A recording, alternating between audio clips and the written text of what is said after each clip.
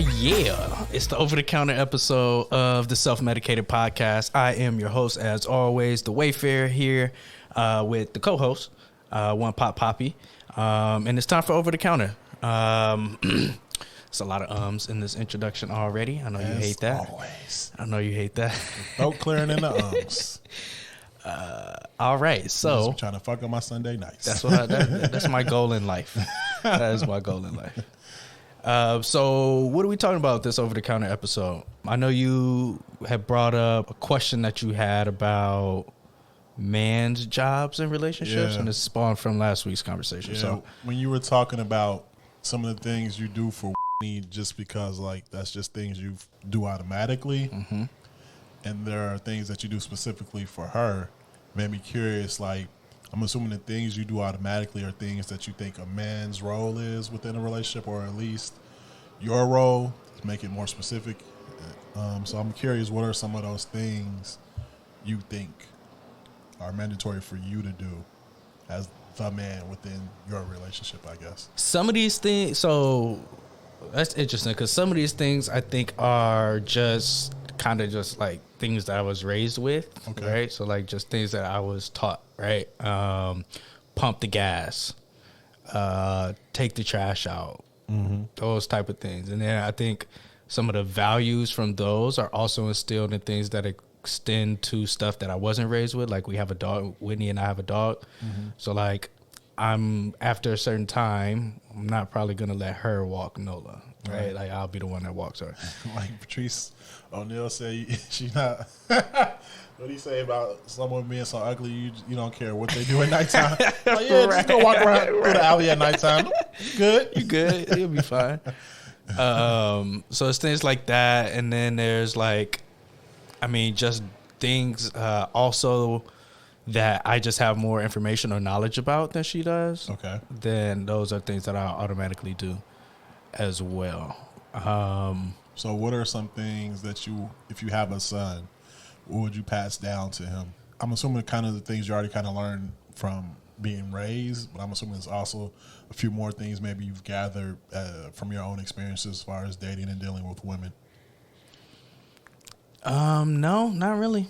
Really? It's pretty much. I mean, some of the things that I would teach my son. I would teach my son to put himself first.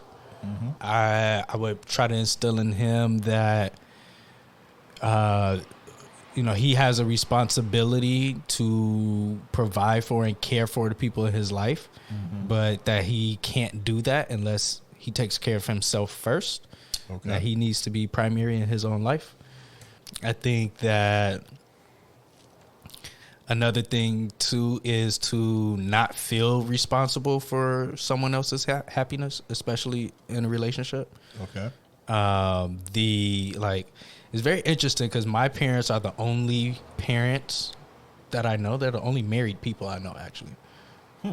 When I think about it, yeah, they're the only married people I know, and they've been married for a really, really long time. And so this is an interesting perspective to have because they've obviously been together my whole life. They got married months before I was born.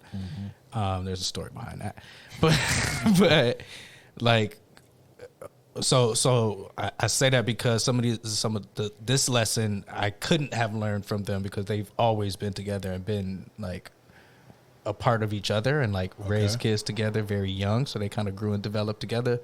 But I would probably impress on my son to make sure that he knows who he is and not try to find himself in a relationship. Okay, I think that's something that's really important. Not to say that it can't be done, but there's a lot of heartache, pain, and time that can be saved if you don't go that route, right?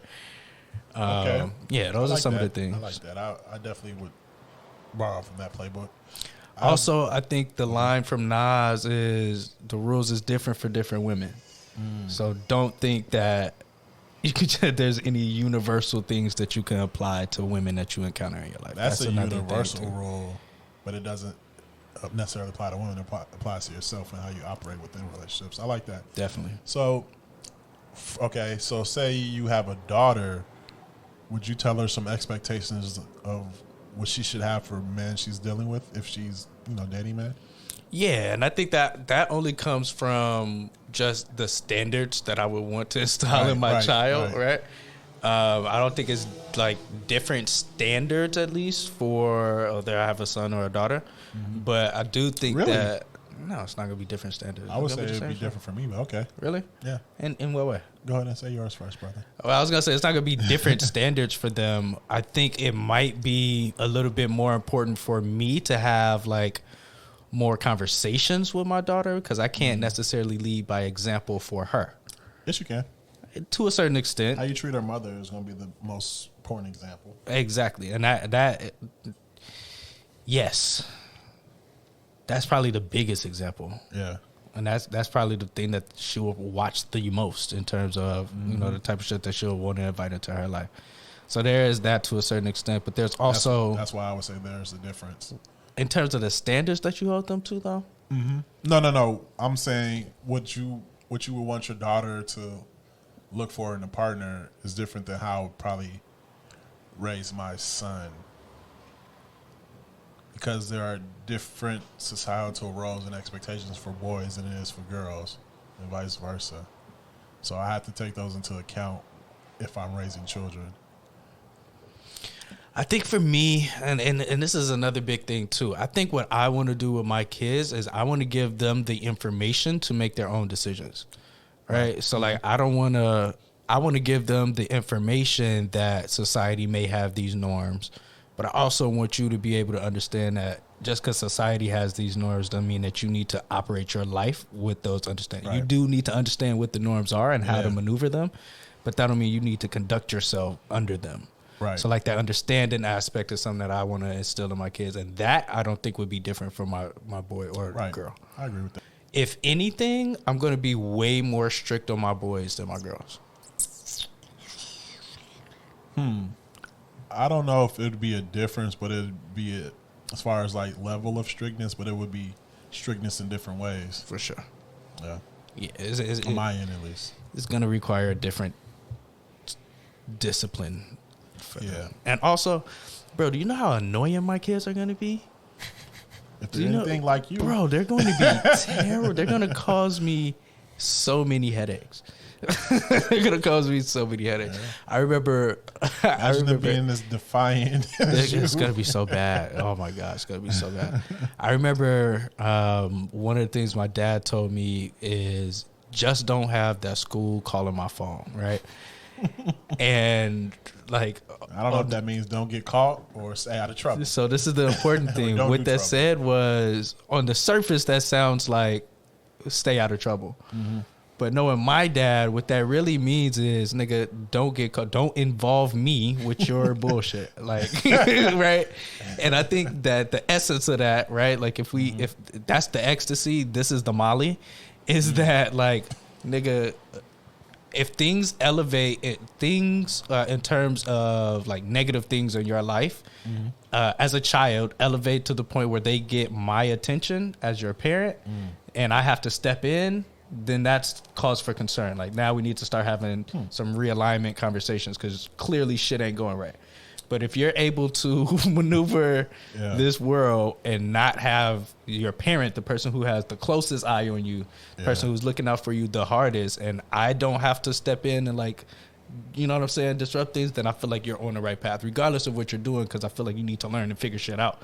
But as long as you're not learning those things in a way that's going to be detrimental for what you can learn in the future, then I think those are important. And I want to be seen as a resource to navigate some of those things. What age did he tell you that? If you remember. It was very, very young, probably like 7th or 8th grade. Huh. That's interesting because I guess from an outsider's perspective, it seemed like he was so strict. I wouldn't even think he would have gave you instruction with that type of meaning. I would assume like he meant stay out of trouble, don't do no trouble, not don't get caught, but like don't do any trouble. I think it was because 8th grade was, I think, only like one of the few years I went to regular school. I guess if you homeschool, you can. It's hard to get in trouble at home. Yeah, if you get called if you get a phone call from your school and you homeschool, nigga, That's some wild shit. That's but I funny. think that's what it mostly came from. It was like, all right, now you about to be out here. It's a whole different environment that you about to be in. You're probably gonna be exposed to some shit. Like, I'm 8th grade. It's time to fuck. You know what I mean? Like, how did you handle that type of freedom, or at least not? It's freedom in the sense that you get to leave and you're around more people. Like, what was that like? It was never thought to ask you that. It was very interesting. I didn't have it as bad because we played sports, so I was like socialized with kids all the time. Yeah. And like you remember, we played sports all year round. We played every sport all year round, and it was 4 of us. So I would not only be around my teammates, I'd be around Malik and Ralphie and Jenna's teammates too. So like, it's a bunch of people. So like, we did get quote unquote socialized, even though we were homeschooled, right? This is a side question. At what age did y'all stop getting haircuts from your parents? Mine was 14, 8th grade. It's like going into freshman year. That's when I started cutting my own shit. Yep. That's when I started cutting my own shit. Okay, sorry. Yeah, what was I saying? You were talking about kind of how it was experiencing that transition from homeschool to. So yeah, that part was easy, like just knowing about other kids, like knowing how to talk to other people and shit. Yeah. The biggest there was 2 really big transitions for me. Okay. The first was dealing with other adults, especially with your authority. Well, that's part of it. That's part of it because. So I'm gonna name the 2 issues and then I'll break them down. Number 1 was dealing with other adults. Right. Number 2 was girls.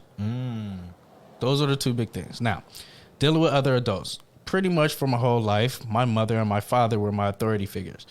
They always taught me to respect other adults, but also no other adult really are my parents. And so while they are adults, to a child. Well, it wasn't confusing me. It's like, well, they're an adult. They probably know best, but my parents have my best interests at heart. So that was the distinction. You were able to make that.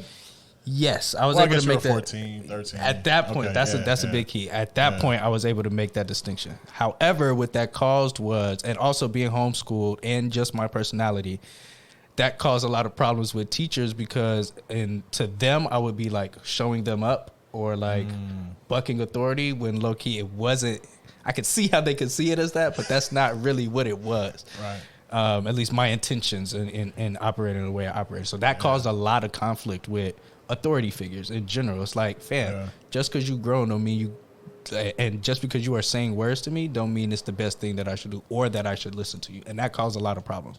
That still causes problems to me today. Yeah. At my job, like my boss would tell me to do something. I'm like, yeah, but why though? Yeah. And then once I break you down and you can't explain to me why, well, now tell me why I should do that, right? But that's just me. And that's why my kids are gonna be terrible.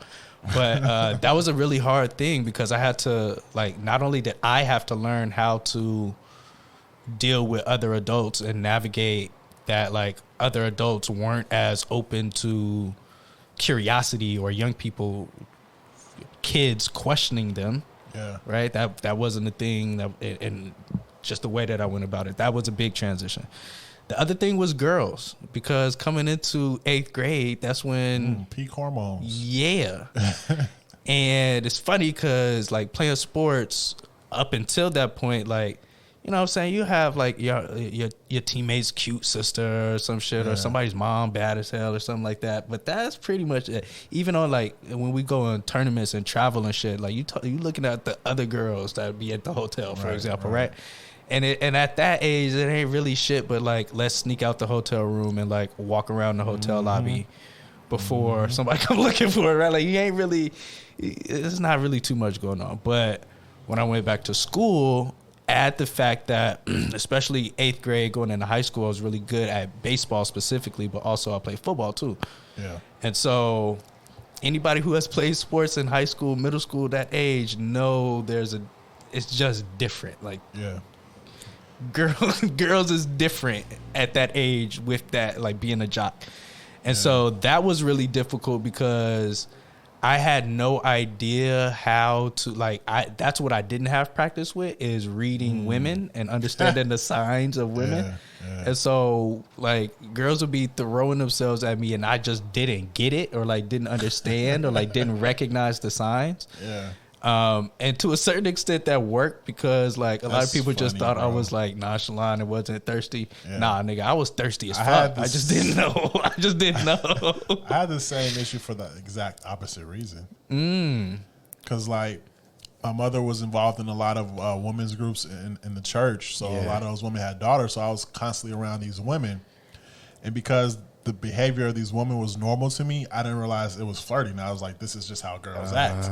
So like I remember I would be, I had a computer audio, what the fuck was the class called? It was like we did a TV program for our school and it was a class. Okay. Yeah. So like production and I was doing the sound, right? So it was a couple girls, they would just like literally sit on my lap and talk to me while I'm doing the audio because there's no teacher back there. The teacher's in there kind of letting us do our own thing. Right.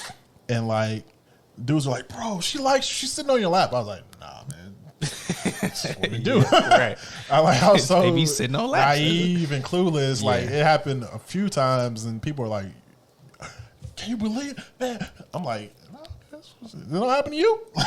This is hilarious. Yeah, so like it's still to this day is a thing because like I'm just so used to women, I guess women flirting that I don't even realize it's women flirting a lot of times. Right. So I'm just like, this is how women act. They talk to you like this, say crazy things, like, sit in your lap. You're sure giggly today. Like, so a quick story time. I remember there was this white girl who lived a couple doors down from where we lived. In this house, there's some. And I was on, so I'm on the baseball team. Shorty was on like the volleyball team and softball team.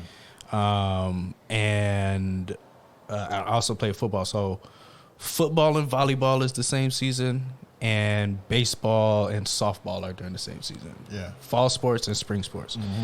And so, you know, and Shorty was my neighbor. So like we would see each other a lot. We play some of the same sports. We just kind of, you know, had some of the same mutual friends, right, etc. So shit was cool. So I remember one day one of the homies who was dating my teammate who was dating her best friend came and told me, you know, the high school shit. Oh, she thinks you're cute, blah, blah, blah. I'm like, oh, where? Tell her to come talk to me, all this, blah, blah, blah, right? So we ended up talking. It's so funny because I used to go and like write little notes and put them on her windshield in the morning. So that romantic. So that she would see because she drove. She was older than me. I was about to say she was older than me and I was younger. But I would put like little notes on her car in her driveway on the other like 2-3 doors down or whatever, right? So whatever, we kept talking or whatever. So then Shorty, somehow we ended up talking on the phone. I'm like late night phone conversations, right? Shorty ended up convincing me to try to sneak over to her crib, right? So I'm like, all right, bet, yeah, I'm with it. Yeah. You know what I'm saying? My mom's was gonna be gone. At this point, I think my dad was on like a business trip or something. Did you know what to expect? No. Okay. So when she told me this, I'm thinking, oh damn, she really wanted me to like come cuddle her and chill with her. Like, this is dope. Shorty really feeling me, right? So I'm like, all right, I do all of this shit. I fucking sneak over there. Shorty ain't tell me they had a dog. She had a golden retriever in the backyard. I done kicked over the hammer or some more shit. I had to climb like. You talking about a literal hammer, not the gun. No, a literal hammer. It was a bunch of shit. So I finally ended up getting in Shorty room, right? She was like, oh my God, I can't believe you made it up here. And I'm like, yeah, that shit was crazy. I was scared. You had a dog. You ain't tell me. Wow. Your mom was downstairs. I think she heard me, blah, blah, blah. No, everything was cool. And then she took her shirt off and got up under the covers, right? And I'm like, damn, we just finna sleep? I'm excited. I'm like, damn, I'm all hyped up now. Like, damn, we should go for a jog or something. Like, damn, and then so that's how out of clue I was. That I was like, damn, I did all of this, and now we just finna go to sleep. The whole time she, you know what I'm saying, getting prepared for the business. And I don't even remember what happened, but she's laying there under the covers. I'm like sitting on the side of her bed, rubbing her back, talking to her. And we ended up talking for like 30, 45 minutes. And then her mom started waking up downstairs, so I had to leave. So I had to climb out the window and go back to the crib, right? Oh, my God. Tell me why Shorty we never talked like that again. Like, we never really flirted like that ever again. Like, it was all different after there. And it literally took me probably until about senior year. Yeah, and I was like, it out. She was like, this nigga don't even like me. Well, I don't see. Now, here's the thing. Here's the thing. Back then, there's a lot of allegations that could go around. This nigga don't like me. This nigga gay. You know what I'm saying? Those are like, common high school allegations. Yeah, like, oh, he don't like white girl. Like, it's a whole bunch of shit. It was a whole bunch of shit. But it was funny is it ended up working in my favor. Okay. Because all of her friends wanted to fuck me for the rest of high school. So, and they were, and the funny part is they were scared about it because they knew she liked me first back in fucking freshman year. So, like, it was always just weird and awkward for the rest of high school after that. But that's my little story time. Like, it was definitely, I was in the room on the bed and had no idea what the fuck was going on. This happened when you were either a sophomore or a freshman? I was a freshman. Yeah, she was a sophomore. Yep. Yeah. Live and you learn, brother. You live and you learn. What's funny is this is the same girl. Her and her homegirl are the same girls that I had in the backyard on the slip and slide when Granny was babysitting us one time. And so I don't. What? How you being babysitted in high school? It wasn't really I think my mom and dad were just gone, and Granny was watching her us. Siblings, I'm assuming more so watching them. Yeah, and I mean, I'm 13, 14. I probably shouldn't be left for a whole weekend. Watching kids, for watching kids, right? Maybe for a few hours. Maybe a day. Maybe that's overnight even. That's overnight. That's pushing it. Yeah, that's still pushing it. So, yeah, I think my dad was at work. And they were leaving after, but my mom was already gone. So Granny was at the crib, and I told these two girls, one of them was, I'm not going to say their names, but one of them was, what's the name that I was just talking about? Yeah. And they were in bathing suits, like sunbathing, chilling in our backyard on the slip and slide when Granny. Both white girls? Nah, one was like Latina. She was like Mexican. Okay. And they were both older, so they were like more developed. They were grown. Yeah. Pretty much. And I remember, I think Granny ran to grab something from the store and was coming right back. And I think my dad ended up coming home on his lunch break. So, like, my dad and Granny pulled up at the same time.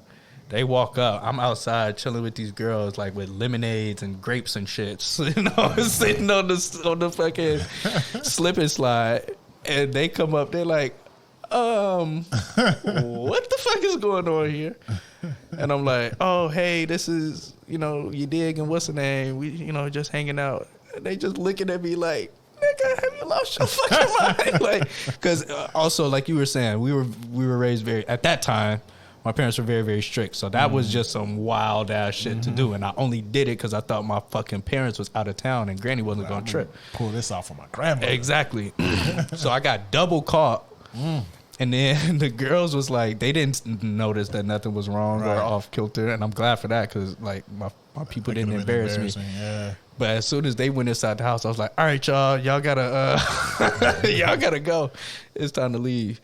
But they wasn't even mad. They were like, who are they? Like, do you know them? I'm like, yes, I know them.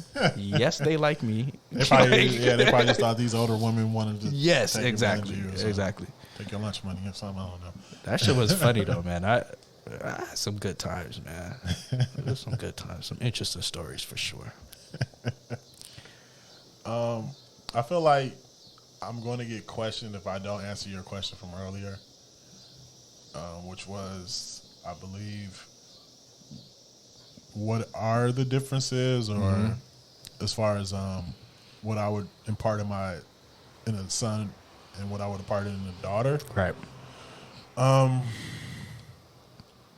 think that men and women, for the most part, wants to be valued in different ways. Okay. So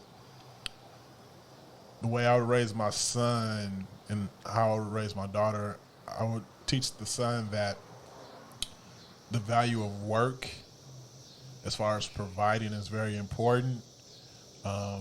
Like, it should be a characteristic trait, I would hope, that he understands what hard work can do for you and how far it can get you. Mm-hmm. And, like, the focus on that. Whereas you can raise a daughter with those things as well, but I would expect my son to be more of a provider within his relationship than I would for my daughter. Maybe the daughter, she will provide in different ways. I'm thinking more along the lines that they have family and picking partners. She might provide in different ways. So, like, I would teach her how to, of course, provide on her own, but also how to help someone that maybe is the main provider, how that would look like. Like, what are some of the expectations or something like that? Where with my son, I would help him pick someone that maybe can assist them, but also kind of take care of themselves. And I feel like they're going to also be looking for different personality traits as far as partners. So, like, I would want my daughter to find someone that's kind, loving, smart, and wants to provide. Whereas my son, I would hope he finds someone that has those things, maybe some of those things as well, but maybe that's more of a nurturer, kind of contribute to, because I have such an expectation of being able to provide, maybe kind of contribute to helping him in that sense. Maybe this comes with just relaxing and finding someone that calms you, that grounds you, right? Yeah. So I guess those are some of the things I think off top I would probably try to impart as far as looking for and providing within looking for partners for my children. A couple of things to that. I think I would base what I think they need in a partner based on their personality. Mm-hmm. So they're the calm one, for example, right? And this isn't, I guess this is, for me, it's not gender specific. So, like, right. If my son is the calm one and he's maybe a little too calm, then what I might want for him is someone who's a little bit calm. More. I mean, I guess calm ain't the right word, but like nonchalant, or like not, I don't know, what's the word? Passion, like. Someone is too calm, or you looking for a word that's too calm? Yeah. Like passive? Or? That's a perfect word. Okay. Someone who may be more passive. Then I would want someone in a partnership that balances them out. Maybe they're a little bit more fiery. Maybe they're more passionate. Right. And brings that element to their life. So and then, like, for example, if I have a daughter who's just this nigga, if I have a daughter who's just a natural provider, hustler, go getter, and that's just who she is, and then that may be the role that she ends up taking in her relationship. Mm-hmm. But what I would want for her is someone who balances that out. And there's also some of the things that you said, kind, sweet, you know what I'm saying, smart. But I think part of that would be based on their personalities and what I think would be a good match for their personality. Second thing is... That's fair. I'm assuming these things without knowing the personality types of the children. But, yeah, that's fair. The other thing is with my daughter, I feel like I would, you know, obviously want to raise her to be independent, able to provide for things on her own. But I think what happens a lot of time with parents who raise their daughters that way, what happens is they don't teach them how to let someone else do those things for them. So when they encounter someone who is more than capable, right, of taking on that role for them and is in a position where that doesn't have to be a burden for them to concern themselves over, then they also need to be able to recognize that in someone and be able to, you know what I'm saying, give that up. I could definitely see that. To someone worthy. Yeah. So that's the other part. Like, be independent, but also learn how to concede to someone worthy. For both men and women. I feel like because I was raised by a single mother, I have a streak of just doing everything on my own and by myself. So I have difficulty allowing people to contribute in my life, and difficulty as far as finding ways for them to contribute. Right.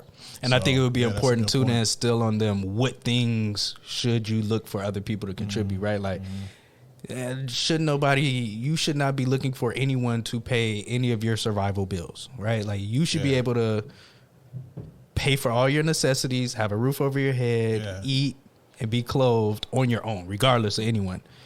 anyone that you're providing into your life should be able to add to those things and supplement those things. And if they can do those things that you're able to take care of, cool, but you should never be in a position where you're not able to do those things for yourself. Which is why my daughters would never fucking come out there next like Nicole Young and ask for $200 million. That's funny you say that, because I was gonna say the sense. exact opposite. I was gonna say I'm gonna teach my son how to go and get money. I'm gonna teach my daughter how to marry the money, so I can retire happily. Right. But yeah, I guess if I were to envision a life of my daughter, I wouldn't say I wouldn't want her to be like that, because I wouldn't want her to marry somebody that's abusive. But if she could find someone that provides in that way and that's what she wants, that'd be ideal, I guess. Mm-hmm. But at the same time, I would want her kind of like Nicole Young to have that background where you don't need that to happen, because she's, Nicole's a lawyer, right? Used to be. So, different perspectives of the coin. Yeah, for sure. I just thought about it too. $60,000 a month for education actually isn't that wild. She might have student loans. She's 50. So, if you haven't paid your student loans off by 50, well, we already know the American school system is fucked, but I guess she might be doing like continued education, PDs. But you're a millionaire. Listen, he could pay that off for 1 month. We don't know that. She went to school. Be a top-notch. We do, because she went to school 50 years ago. Or might be a top-notch. She went to school 30 years ago. Might be a top-notch. Prices are a lot lower. Anyway, I tried to throw her some bill. I tried. Niggas can work at McDonald's and pay for the tuition. Oh, should have caught that. Yeah, no, that's true. All right, let's get into self-medication for the week. What did you do for self-medication this week? Oh man, I feel like I'm putting on the spot every week, even though I know ask me this question. What do I have? I wrote it down, so let me find it. You want me to go ahead and go? Or you got yours? I got it. So I get this email every Thursday from this author. His name is escaping me, but he wrote the book Atomic Habits. Okay. So if you want to find out his name, you can just Google that. But he has a newsletter where he kind of gives out a couple quotes and a couple questions to ask yourself over the course of the week. So one of the questions he asked was kind of a question you ask yourself. And it was, is there a better way, and is there a kinder way? So for the next week, I want to kind of use those as guides about how I'm talking to people and treating people, and kind of asking questions. Because I always feel like I'm pretty kind. I try to do the best way is based on all the options I have, but I really think it'd be interesting to see how asking myself this question is going to affect my week. So I kind of want to, get into that this week. James Clear. James Clear, yep. Great book, by the way. Yeah, this looks like something I want to. I think I have it. Pick up. I'm not saying be lending niggas books, so I'm getting them back. But no, that sounds dope. I wonder.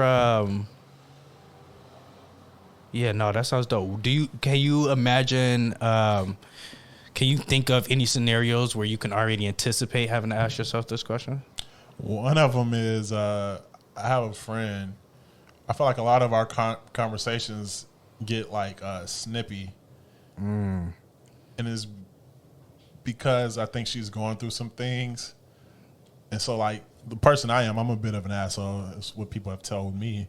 So like I might just make a joke because you're being snippy. I don't necessarily mean anything by it, but it kind of can make the conversation get that way. Yeah. So now one of the things is I told her I got all the jokes for you this weekend, but starting on Monday, our conversation is going to be more productive and not like we just going back and forth talking shit about each other. We're going to try to have more productive conversations that are beneficial and maybe kind of can add to helping the week go by better than more substantive. Yeah. Look at this brother. That's dope. Yeah. No, that's super dope. That's probably a question I need to ask myself a lot more often. Yeah, I think it's a great question for everybody to kind of incorporate into their daily routines. Yeah. Is there a better way? Is there a kinder way? Yeah. Huh. Yeah, that's super dope. We have some nuggets. I would recommend signing up for the newsletter. I think you can go to his website if you want to sign up for it. But he always has some gems in there. James Clear, New York Times best-selling author. Oh yeah. So for me, I have picked up. I am in the kind of 101 investigative learning phase of two things. And these two things I chose these two things very intentionally. Okay. Because they are things that I already kind of do, or are kind of embedded in low key who I am. So what I'm talking about is golf and cigars. It's a very elderly white man thing of you. Continue. Yeah, I'm getting old, man. I'm getting old. So first of all, with golf, obviously our grandfather was very, very into golf. I low key think I still have at least the head of the golf. You remember he used to make the custom golf clubs for us? I don't remember. I never got no custom golf clubs. You definitely did, because I badgered his ass when you and Joseph got some before us. I think Joseph may have. I don't fuck with no golf. You know Joseph was on the golf team in high school? Yeah. Okay. Yeah. I got a story time about that shit. I'm sure it's great. That's for another day.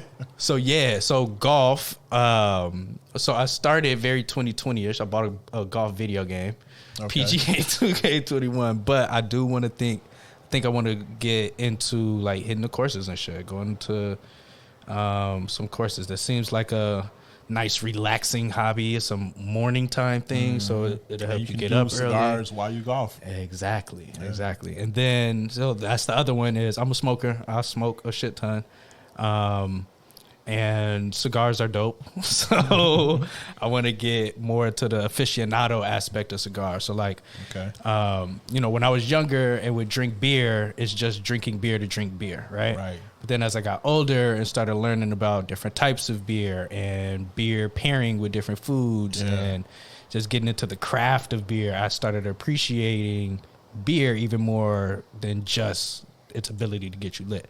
And I'm thinking about the same way with cigars and smoking. It's like, all right, yeah, this is cool. I smoke a lot, but like getting into the aficionado of like flavor tones and the artisanship of them, I think is something that I want to get into. So I did my Googles and I started my 101 courses on both cigars and golf this week. I like those for you and in general because those are also things that are great for networking and socializing. You see those a lot with, like I said, older gentlemen. Golfing allows them to play sports without putting their body in serious risk of being injured. Smoking is a very social thing. You can garner great conversations from those two activities. And like as far as like wholesome activities for a married man, great. Yes. Looking for things that take up time and keep me out of trouble. There you go. And I think golf and cigars are both those. Definitely. What the fuck? Oh, somebody moving? Yeah. Golf and cigars, man. Anything else we should touch on for over the counter? I like, this is just a random aside, but I like that more black people are getting into golf because some of my favorite rappers, Schoolboy Q and Freddie Gibbs, are golfers, which are like some of the most niggerish niggas. So it's kind of dope that they're out there on the golf courses doing their thing. Shout out to Big Boy. Big Boy golfs too? Nigga, where you think the fucking golf carts as a trend came from? You don't remember in like the early mid 2000s when Tiger was going crazy and everybody had pimped out golf trucks? You don't remember this? I just remember Diddy and Bad Boys for Life song. Yeah, that was. Pretty sure Big Boy had like a whole business where he was like doing customized golf courses at one point. But yeah, I agree. I wonder. Right. Like some fucking spinners on your golf cart. What I want to know is I have to get real quick. I got to get familiar with like the etiquette rules of golf.